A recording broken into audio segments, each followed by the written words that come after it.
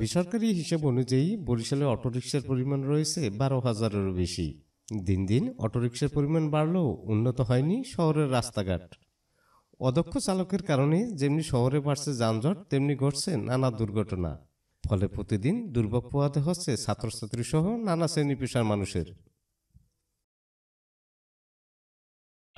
যানজটের জন্য আমাদের গুরুত্বপূর্ণ ক্লাসগুলো অনেক মিস হয়ে যায়, সময় মতো আমরা ভার্সিটি যেতে পারছি না, অনেক ভোগান্তি হচ্ছে আমাদের। যানজটের কারণে আমরা ক্লাসে পৌঁছতে পারি না, যার জন্য আমাদের গুরুত্বপূর্ণ ক্লাসগুলো মিস হয়ে যায়।